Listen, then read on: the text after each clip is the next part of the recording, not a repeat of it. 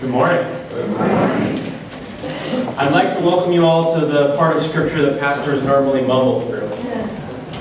Therefore, whoever breaks one of the least of these commandments and teaches others to do the same will be called least in the kingdom of heaven. For I tell you, unless your righteousness exceeds that of the scribes and Pharisees, you will never enter the kingdom of heaven.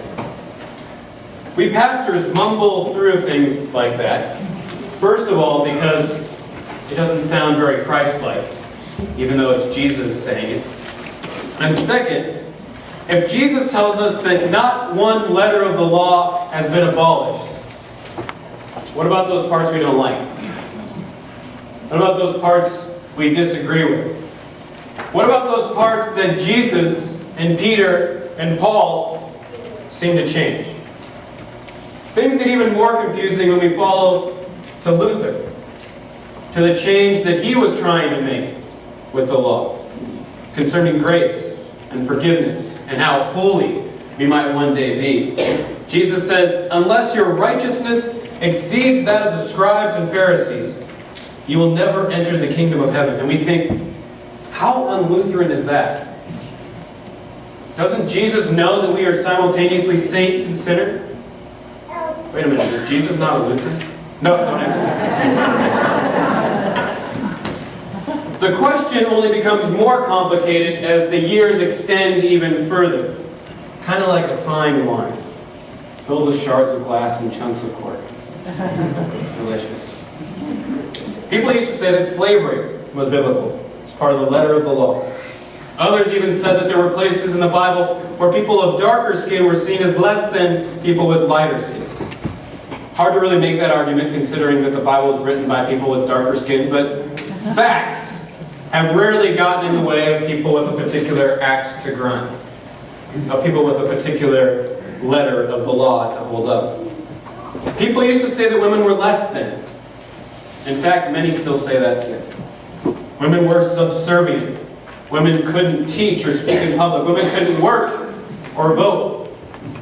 And it was the letter of the law. The Bible was clear on this. Consider what 1 Timothy chapter 2 says. I permit no woman to teach or to have authority over a man. She is to keep silent. And then it gets worse, believe it or not. For Adam was formed first, then Eve. Adam was not deceived, which is kind of rewriting history, but that's okay. But the woman was deceived and became a transgressor. Yet she will be saved through childbearing, provided they continue in faith and love and holiness and modesty. You thought your family knew how to hold a grudge. We're still holding one against Eve. It's one of those Bible passages that makes it feel kind of yucky. But to many, that is the letter of the law, and you have to follow it. People used to say divorce was impossible. Stuck in a bad marriage? Too bad. The Bible is clear. In Matthew 19, Jesus even offends the disciples by saying, whoever divorces his wife except for unchastity and marries another commits adultery. The disciples ask, who can keep this? And that's when Jesus starts recommending people become eunuchs. I'm not making this up. This is how I know people don't read their Bible as closely as they should. I'm still waiting for that person to come up to me and say, Pastor, should I become a eunuch? Well, Matthew 19 says. People used to say homosexuality was wrong. Many still do. It's said that it is a sin. Certain Old Testament and New Testament passages are pointed to where a particular translation reads homosexuality. People's minds are set on all these letters of the law that I've just gone through. And I can promise you one thing. I'm not going to change your mind right now one way or the other. That's just not going to happen. People have strong feelings about gender roles and race and marriage and who can love who. And things only get more confusing when we get to our passage for today. Not one letter, not one stroke of a letter will pass from the law until all is accomplished. Therefore, whoever breaks one of the least of these commandments and teaches others to do the same will be called least in the kingdom of heaven. For I tell you, unless your righteousness exceeds that of the scribes and Pharisees, you will never enter the kingdom of heaven. It leaves a lot of questions. Like what letter? Of what law? What righteousness? What scribes? What Pharisees? The ones you make fun of most of the time, or some other good ones that we've never heard about? I don't know if you knew this, but in Jewish tradition there are more than 10 commandments. There are a lot more. 10 is just a starting point. There are actually 617 commandments under halakha, or law, or more literally, the way to go. That's what halakha means, the way to go. And there are 3 levels of sin in that 617. Pesha, or intentional sin, the thing that you go out to do. You do it on purpose. Then there is avon, or uncontrollable sin, like something like lust. And then there is chet, or unintentional sin, like being a Broncos fan. So I might be able to stop the intentional sin, maybe. But the uncontrollable and unintentional, and there are 617 of them, plus some modern day ones that we've added to that, plus the ones we disagree about, and I need to not break one letter of any single one of them if I want to get into the kingdom of heaven. Yikes. Maybe I should have mumbled through this. Jesus, salvation, grace, on it. The real solution to this troubling text for me comes in 3 parts. And I realize this is the second sermon in a couple of weeks where I have had a 3-part solution. What can I say? I'm very Trinitarian. But maybe I should have... I'll have to do one more sermon with 3 parts and to round it all out. But that's probably more OCD and not Trinitarian. But the first part is the interesting example that Jesus gives of righteousness. He says, unless your righteousness exceeds that of the scribes and Pharisees. After reading that, I thought, really? That's your example? The scribes and the Pharisees. The single group you rally against most in the Bible. But I think that's the real clue to this section. To Jesus, the Pharisees were rule followers and hypocrites. They followed the letter of the law, but rarely lived it. They followed the rituals, but not the relationships. A righteousness, a faith that exceeds that of the Pharisees, is not about checking every one of the 617 commandments, but instead about getting back to the core of the law, which was about connecting us to our God, to ourselves, and to our neighbor.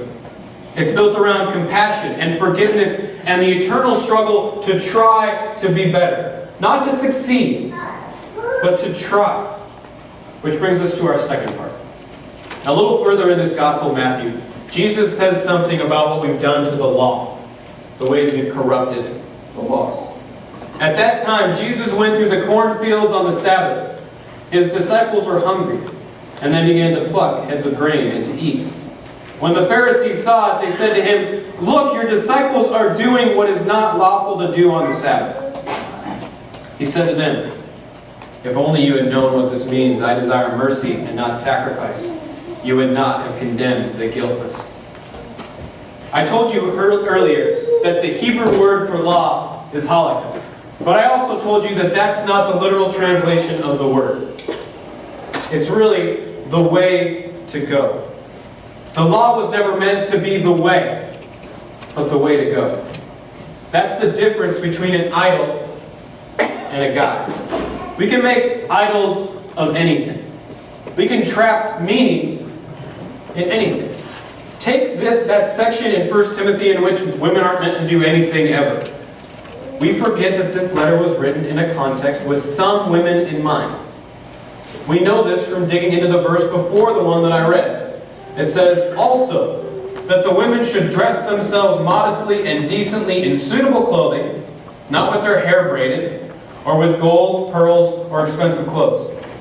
You can't wear gold, but silver's okay. You can't wear pearls, but diamonds. How many bits of hair knotted together constitute a braid? I don't know.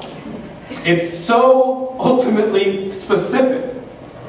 It's about particular women in a particular situation in which they might have been better served to listen more than they talked. I'm sure there were stories of men needing to do something similar and showing similar restraint. Those ones just didn't happen to make it in the Bible, so I can stand up here and talk for 15 minutes and you have to listen to me. But when the law gets fixed, the downfall begins. When the law becomes God, humanity is broken. The law is always meant to point the way to go. It was never meant to be the way. No matter how well a particular passage might line up with our axe to grind.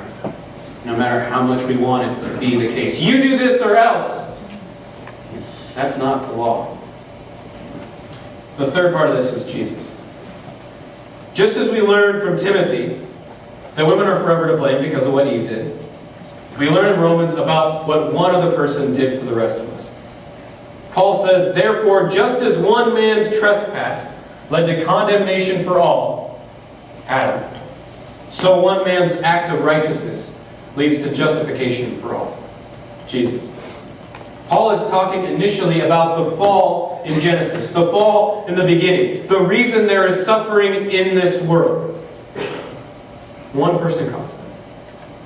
And when we think of this last word of our section, unless your righteousness exceeds that of the scribes and the Pharisees, you will never enter the kingdom of heaven.